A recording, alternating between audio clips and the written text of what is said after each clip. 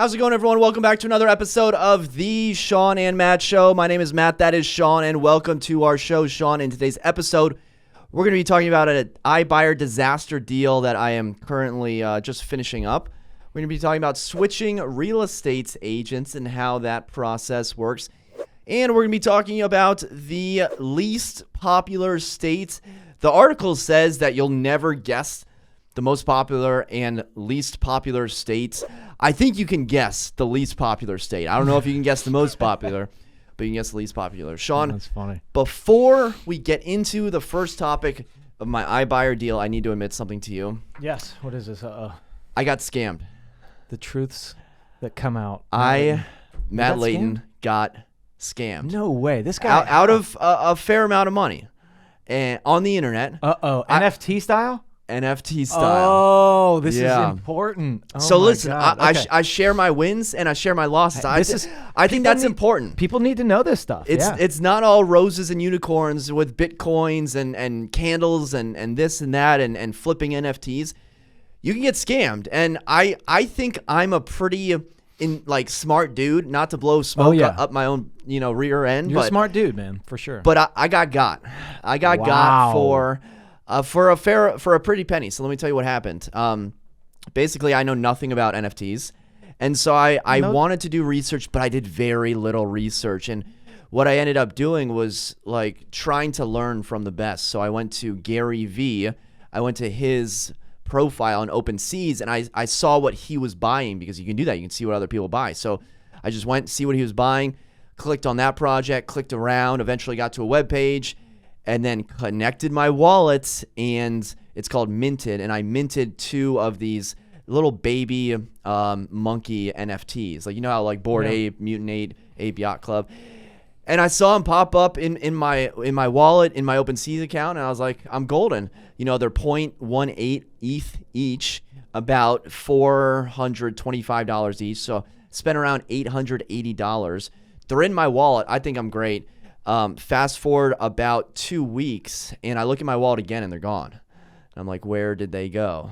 And then I checked again, and I went on a message board last night, and I messaged the project, and I was like, hey, this is what happened.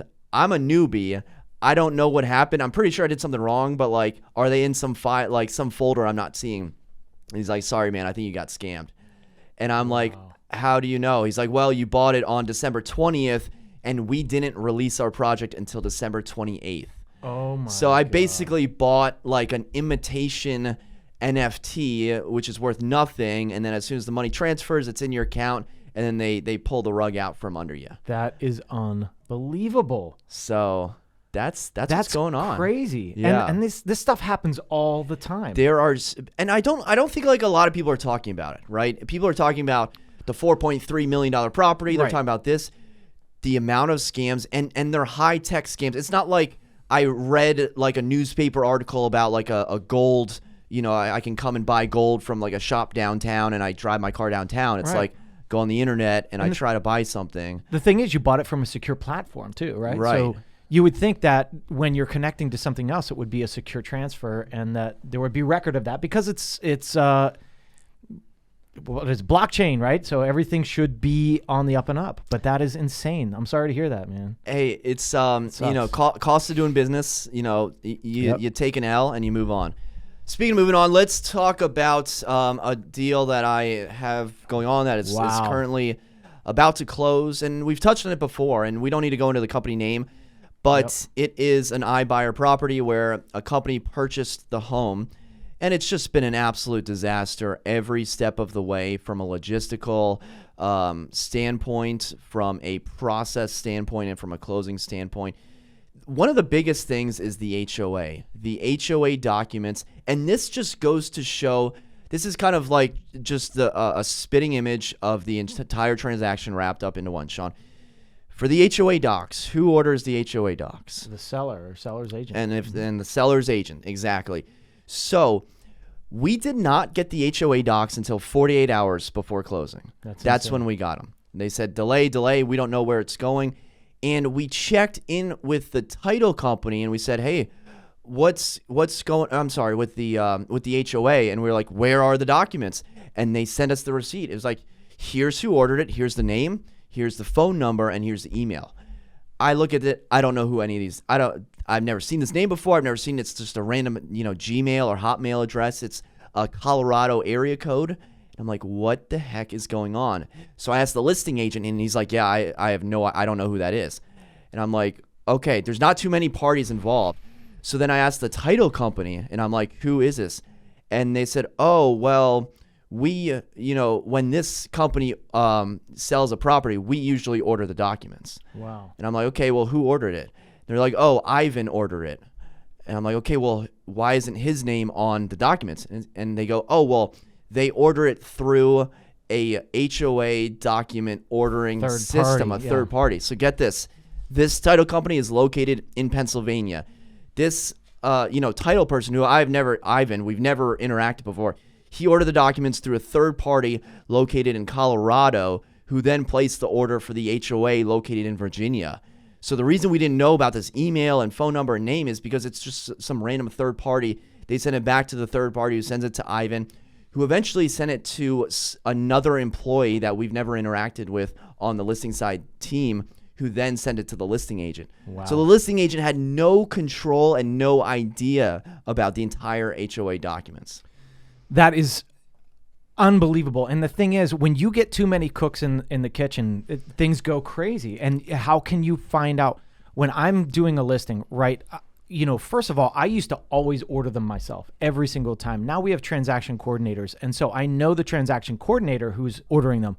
But even that one person that I know that I'm having direct communication with, last night this happened to me. I ratified a contract last night, and I looked through my email. I'm like, oh, where are the condo docs? Where are the condo docs? So I said, hey, so-and-so, where are the condo docs? And she got right back to me and she spit them out to me. I'm like, I need these now because you need to deliver those as soon as possible because the buyer has a 3-day right of rescission on those. So the longer you take to get those to the buyer, the longer they have to back out of the deal for no reason whatsoever. So his client could have backed out of this deal until 48 hours ago with no recourse whatsoever. We close today. We can back out tomorrow. Like that's the reality. I mean, that's insanity. And that's the thing is with these big companies, these iBuyers that just there's going to be problems. And if you don't tighten up on your systems, you see what happens, right? So why are 4 people involved in ordering HOA documents? Yes. It's because, hey, we have an offshoot over here that handles all of that, and it's going to be seamless. But you know what? They don't do it seamlessly, and they're not in the time.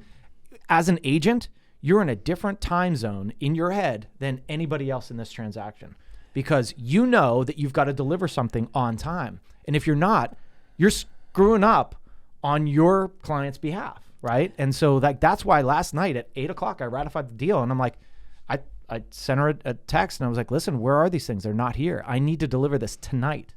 And I did by 8:45, thankfully. I kind of take some of the blame for it. And you could say, oh, well, you're not the title company. You're not the HOA. Like, why would you take Here's why I take the blame. Complete ownership, right?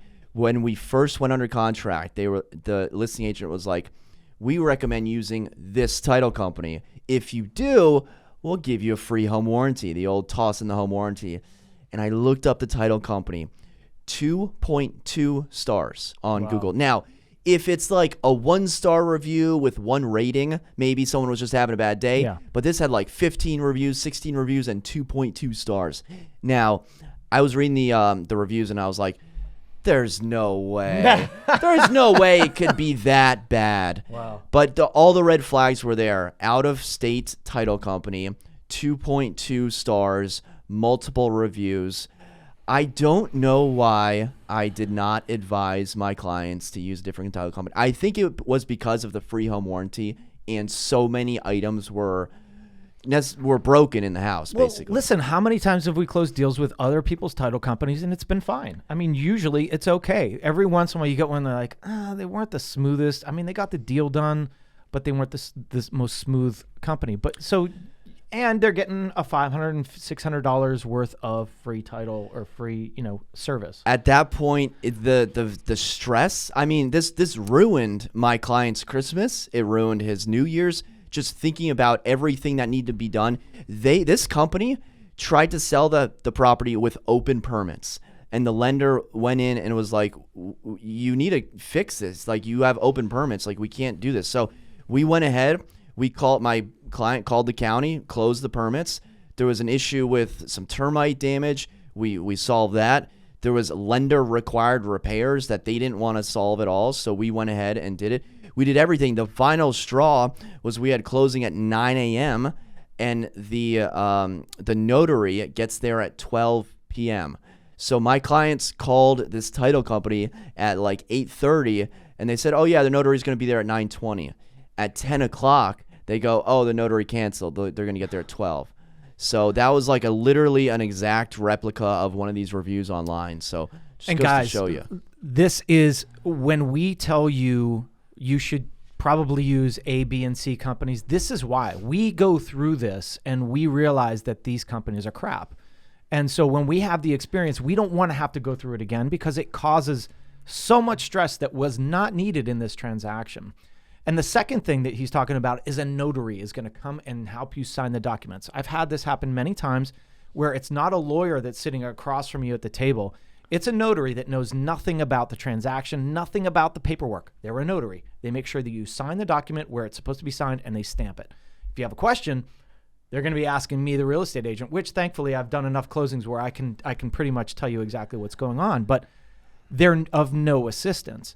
And that's the reality of it. Sometimes these notaries can come in and be of great service because, hey, I want to sign somewhere remotely or something like that, which is good. But if you have a question to ask, you're not going to get any answer. Yeah, the notary, he was actually very helpful. He answered a few questions, but for the most time, you're kind of on your own. I told my clients he should just call the title company and put them on speaker for the duration of the signing, just because you wasted like 4 hours of our life of stress and non-communication that, you can hang out with us for 30 minutes. Yeah, and the amazing thing that you were just talking about was there were so many facets of this deal that were just thrown out. I mean, lender required repairs. This iBuyer just bought the property how many months ago? And there was lender required repairs. So they purchased this property. Did they know of these items that were wrong with the property? Did they disclose those items that they knew that were wrong with the property? They had to, but they didn't, right? I mean, and then, like, what else did you say? There were 10 HOA villations. 10 that HOA. We didn't find out about until 48 hours before closing. I don't think I've ever had 10 HOA violations. And do you know with 10 HOA violations, the seller has to remedy that. The seller is required to remedy it. But what happens whenever your buyer is sitting at the table and they're saying, well, I just want my house, but they're not done yet. So guess what happens? You have to say, well, if you want the house, you're going to have to finish these 10 HOA violations yourself, right? I mean, like, sometimes this happens, or you delay closing and you delay your movers and you delay your life. So, like, these are the things that can happen when you're purchasing from companies that purchase multiple places and they don't actually do the due diligence when they purchase it, and then they shove it off onto you. Yeah, there were just so many open ends and like unfinished like strings of thought from the listing side. It was absurd. And like, I mean, I don't want to put down any agents, and we're not talking specific agents and whatever, but was the agent any help whatsoever? No. I mean, and that's the thing is, like, you wonder if the agents that are dealing with the homes that are iBuyer homes, right? They're going to be a different segment of the agent that is actually buying and selling and doing all this other stuff. So it's like, do they even know what they're doing? And with some of these iBuyers, the agents that work for them, they have zero idea of what they're doing. And so we, as agents that do this all the time, have to pick up the slack, have to be like, my gosh, this is impossible. And it's not fun, man. Yeah, if I were to take a time machine and go back, I would just do the listing agent's job, like for him. I would just do everything. Just start it and I say, would all call right, the I know HOA that every I'm single gonna have day. to I'd call the title company every single day. I'd call the count. I'd do everything. And that's what happens a lot of times when you're dealing with, these agencies that are, again, discount brokerages or brokerages that are flat fee, blah, blah, blah, whatever. Guess who's doing all the work? It's us that are competent, that are knowing what we have to do. We have to then pick up the slack on the other side. and we're still getting paid the same amount of money. And it's just like service has kind of gone out the window. It really has. Not only in real estate, but just, going to the pharmacy, doing groceries, just everything. It has. And that's the thing is, if you get what you pay for. People just want cheap, they want convenience, they want it now, but that comes at a cost sometimes. And that's what I have always said about real estate is like, listen, you can start this whole thing online and you can do all this stuff online, but there are so many things that come up.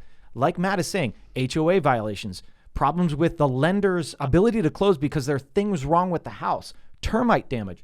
Who's going to take care of this? The computer isn't, and the guy that doesn't know what he's doing isn't going to. Matt is going to have to, and that's the problem. Yeah, and I'm sorry that you had to go through that. This is a good experience for you, and it's a good experience for us because now we can talk about what to expect when you're buying from an iBuyer, and not all of them. I'm not saying all of them, and I'm not saying all deals are going to be like this, but you just saw it. And next time you go to show a property by one of these places, you're going to be like, listen, this is my experience.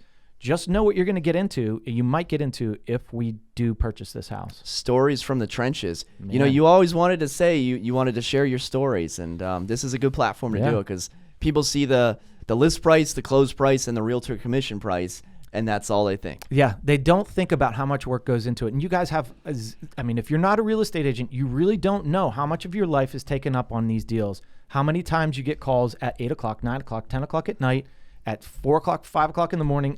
It happens all the time. We deal with these stresses. We get people through it. We're psychologists at the same time we're real estate agents, and that's the truth. So. We really are. Okay, let's move on to the next article. This comes to us from Realtor.com entitled, "Can I Switch Real Estate Agents After I Make an Offer on a Home?" So switching real estate agents. This is perfect, right? Yeah. A couple questions come to mind. The first thing is, did you sign anything? Because there's a few different ways of looking at this, especially now because Zillow and other companies make it so easy to show properties, which is great. I think we need to make it as easy as possible for consumers to show properties. However, the thing about Zillow is you click, okay, schedule tour, 5 o'clock, I'm there. But who are you meeting with? Are you meeting with the listing agent? Are you meeting with a random buyer's agent? Because I've talked to a lot of people and they're like, oh, I thought I was just meeting with the seller's agent, or oh, wait, you're my agent now? How does that work? Why don't you get into like the representation aspect of showing properties? Dude, I want to do a whole video on Zillow, and honestly, I want to show you what happens when you press I want to see this house, because what my clients just did this, and I have them signed up. I have them signed up on a buyer agreement, and they just didn't understand. They were saying, "Oh, well, we don't want to bother you. We'll just go see this house with the listing agent." Sorry, you're not. When you press that button, most of the time you're not going to see it with the listing agent. You're going to see it with a buyer's agent that is buying advertising dollars on that listing so that they can get you as a buyer's agent or a buyer client, right? So they're paying money to be under that listing so that when you click, hey, I'm going, right? And that's what so many people don't understand. So then you put us as buyer agent representatives in a bind, because there's another buyer's agent now trying to get your business and trying to cut us out. And thankfully, I caught this on time, and my clients were like, hey, we have set up at this appointment. I'm like, whoa, hold on a second, stop. And so I ended up looking up who they were talking about they were going to go see the property with, and I called them and I said, listen, I apologize. My clients didn't understand what they were getting into. And honestly, he was a really cool guy, local Arlington real estate agent. He was like, no problem, man. I totally get it. I'll cancel the appointment. And so he canceled the appointment, and I made another appointment, and I showed them the property. But just know what is happening when you press that button. Who's going to show you? You don't know. You don't know who's showing you. And it happens more often than you think. I've seen it on both sides of the equation. I've had clients go to open houses or, use a specific agent for a showing and then come to me. And honestly, I've had clients where I maybe met them at an open house and then showed them a few units like the next day or that same day. And then lo and behold, you get an offer and it's like from them, with a different other, real estate agent. And it happens. The biggest thing is, did you sign a contract? That's it. But my question is, what if agent A shows the property to client A, and then they break up, and then you write the contract and then submit the contract on that property? Can that agent come after you for procuring costs? Well, procuring cause used to be huge back in the day. And this was back when there wasn't a buyer agreement necessarily in place, right? You didn't have to have the buyer agreement in place. Now, there is a buyer agreement that you're supposed to have signed prior to ever showing these clients properties, right? So you're supposed to have that signed first. Do people do it every time? Probably not, or you can get it signed for a day. You can do it however you want. But in that agreement, it's going to say, and you got to be careful, if you're signing an agreement, you have to look at that agreement and say, is there any early termination fee? How long is the agreement for? Is it for 6 months? Is it for 2 days? Am I paying a fee for that, right? So what could happen is you just signed with broker A and he's going to show you all the properties. And then you go to Zillow and you click and you say, oh, I want to see this property. And broker B goes and shows you and they get an agreement signed. You're like, hey, whatever, I'll sign that agreement. That agreement happens. That goes to closing. And then broker A is like, hey, I saw that you bought this house, but you have a signed agreement with me. You now owe me money, right? So you could get yourself into a pickle. Find an agent, one agent, and let them show you properties. That's it. Don't go to open houses and think that you're going to get a deal with the listing agent. It doesn't happen. Don't go to Zillow and just keep using multiple agents. Don't go to Redfin and use multiple agents. Find an agent that you like, that is competent in the area, that knows what you need, one agent, and let them show you all the properties that you want to see and then have them write the offer. That's my advice. Yeah, if you go on these realtor Facebook forums for real estate agents, there's a lot of conversations about procuring cause. Like if an agent shows the property and then they go under contract, people are always like, oh, that's your commission. Go talk to the broker. But I think that's a loser's game. I think that if you were the procuring cause, you would be the agent on that contract. Like if you were the agent, it's like the Facebook clip where Mark Zuckerberg is like, if you had invented Facebook, then you would have been the Facebook inventor. Yeah, and I agree with you. I think, you've got to control your clients, but where this happens is that there's, and not everybody's like this, but there's people out there that will use you to see properties. And then what they do is they go behind your back and they say, hey, I'm just going to go straight to this listing agent because he's going to give me that buyer agent commission off of the deal, right? And that's the whole scheme, right? That's what people are trying to do. And they burn you. And you know what? They should get burned in return. And if somebody does that to me, I'm going to burn them. That's it. Karma comes around. Those people do exist. I feel like it's wasted energy to chase down those people and to like slap them on the wrist. It is. And that's the thing is like, it's more of a pain to try to go after it than like, think about how desperate of a human being like you have to be, like how big of a loser you need to be to like use you and then try to save like $2,000 by using like some random, different agent. And that's what I've never gotten. It's like, when I want something, I go for it. I buy it, right? And there's people out there that nitpick and nitpick and nitpick over a couple of $100, and they make our lives miserable over that. And granted, I know it's a fight, right? And the biggest problem is like, you're buying $1 million house and you're fighting over a few $100s. It's the worst. It's like, why are you guys fighting over this? You're causing everybody all this stress just to win. Just forget about it. It's a few $100. Here's a few $100. Let's move on, right? A lot of egos involved. There are, and it's tough. But the thing with this is, can you switch agents in the middle? Yeah, you have to look at your agreement that you signed. If you don't like your agent, look at your agreement. There's probably there might not be an early termination fee, where you just say, hey, I have to give notice to this person and say, I no longer want to deal with you. I'm using this agent. And sometimes that broker has to sign off on it, but sometimes you just have to give notice. If you're under contract and you want to switch agents, that is going to be tricky. That's where you can't, unless they've shown some sort of negligence to you. You have a signed agreement and they've written that contract for you. You're not going anywhere. Yeah. So... All right, let's move on to the last article today. This also comes to us from Realtor.com. You'll never guess the most popular and unpopular states in America. And this is the 48 continental United States and the District of Columbia. So, least popular states. High taxes, high home prices, lots of snow. 4th year running, New Jersey has the highest percentage of residents moving out of it, according to the 45th annual United Van Lines National Movers Study. I haven't looked into how they prepare and conduct this study, but if they've been doing it for 45 years, they may know a thing or two about conducting studies. Shawn, does it surprise you that New Jersey is the least popular state in the United States? No, it doesn't. It doesn't. New Jersey isn't my favorite. I mean, hey, I don't want to diss a state. Give me a positive of New Jersey before we get into it. I mean, maybe like Ocean City, New Jersey is a quiet little quaint beach town. Yeah. There's a positive one. But as you get closer to New York City, man, it gets dirty Jersey, man. Dirty Jersey.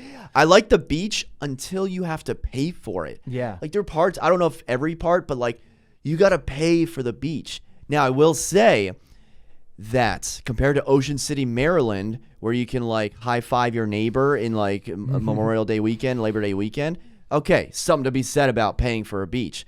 But like if I just want to go down to the beach and put my toes in the sand, you can charge me $5. It's ridiculous. That's crazy.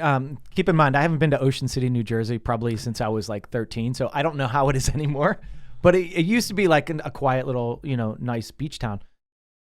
I would say southern, maybe a southern and northern most New Jerseys, but like in the middle there, that's a tough.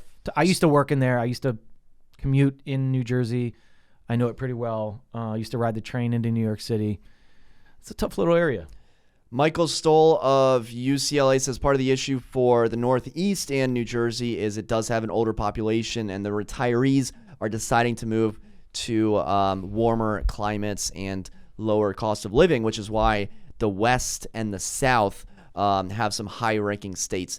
Other than New Jersey, Illinois was in a second place as the second most people moving out of it, and the fewest folks coming in. So the study was how many people are moving out, how many people are coming in, and then that was followed by New York, Connecticut, California, Michigan, Massachusetts, Louisiana, Ohio, and Nebraska. I was actually surprised that New York made the list. Now, I know everyone said, hey, everyone's moving out of New York City, yada, yada, yada, but there's a lot of good parts of New York, and a lot of people moved back into New York. So I will say I was surprised that New York made the list. Yeah, and did you see New York real estate is up like 11%? Yeah. I mean, that's huge. New Remember York's we were back. talking It's a couple back of years big ago time. that it was like so depressed, and Ryan Serhant was like, no one's, and then now all of a sudden 11% up, and we knew it was going to happen. It was going to come back. But yeah, I was talking to my client, actually lives in Texas, and he was saying, I grew up in the Midwest. Same thing with me. I grew up in Pittsburgh, where it was cold like a lot. It was dreary. We got a lot of snow. And he's like, as soon as I turned 18, I was like, I was done cleaning my car, the ice off my car. I moved warm. And Drive straight to the beach or just something. straight to the beach, or Didn't you spend a summer at the beach or something like that? Well, I lived in Ocean City, Maryland for when I was 18 and 19. Yeah, it was great. I mean, what couldn't be better, living in the warmth. But if I had to move somewhere, I would definitely go warm, man. I hate the cold. I can deal with it. Like right now, we have snow on the ground, which is nice for like a couple of days. And then I'm like, all right, get me warm again. And that's why I'll fly down to Florida or South Carolina or something, get some warmth. Okay, most popular state. I do think this is a surprise. I would have never guessed this. Vermont comes in as the most popular state, followed by another state I would have never guessed, South Dakota, South Carolina, West Virginia, and Florida. Now, again, don't know how the study was conducted. Could have been like a percentage of the population and less people, obviously, in Vermont, South Dakota, things like that. You know what? Why? Maybe Vermont. So the exodus of San Francisco? The San Francisco, Burlington, Vermont, same kind of mentality, I would think, right? I have friends that lived in San Francisco and they moved to Vermont, right? So it's like same kind of, I don't know. I've never been to Vermont. I've never heard anything bad about Vermont. People it's beautiful. People make fun of New Jersey, I guess, like we just did. Yeah. Vermont's not the punching bag. Maybe if you live in like New Hampshire, you're like, oh, Vermont, look at those losers. Yeah. But I've only heard good things about Vermont. I'd love to go there, not in the winter. Love to go there in the summer. The skiing's great. The mountains are beautiful. I haven't been there many times. I've driven through it a couple times. Really haven't spent much time there, but the people that go there, they love it. What about like a cabin in Vermont? That'd be pretty cool. That would be beautiful, yeah. And South Dakota. Have you been to Big Sky Country? Is South Dakota Big Sky Country? Is that? I know Montana, Idaho. Are we throwing South Dakota in the Big Sky? I think we are. I would love to go out there. I've never been. No. And my thing is, I want to go where I can, like, there's no lights around. I'm a big star. Like, I like to look up at the sky, right? I mean, I want to see that. And the one time I did see, like, the Milky Way, like, strong, was actually Southern Virginia. We were driving to this resort, and I'm driving through the mountains, and I look, and we had one of these Jeeps that had the top that would just roll back. And I looked up, and I'm like, oh my gosh, I've never seen the sky like this. And we stopped, and I just, like, gazed up at the sky or off the side of the road. It was gorgeous. So, like, I'm into that kind of thing. Maybe a Tesla road trip in the future. Do camp mode. Yeah. I don't know if your 3 is big enough. No, you might have to get a Y. Come over to the Y side or Y. the X. Yeah. Stuff. Cool. That's it. That's all I had, guys. Thanks again for watching another episode of the Shawn and Matt Show. Much appreciated. Definitely hit the thumbs up button. Drop a comment if you're into it. We are on Spotify. We are on other podcasts. Definitely leave us a review of what you think, what you want to hear more of, what you want to hear less of. You want to hear more of me getting scammed? I hope not. Jeez. I can't believe that. What a ridiculous thing. Stinks, hey, man. it happens. We talk about our wins and our L's. Yeah, you know what? I mean, I lost a lot in the stock market I bought a certain stock. I was like, oh, it's going to go crazy. It didn't. It went the opposite way. So, you win and lose. And people always tell you about the home runs, but there's a lot of strikeouts for sure. I think I just went 0 for 4 with 3 strikeouts. All right, guys. Thank you so much for watching. Until next time, we'll see you then. Take care.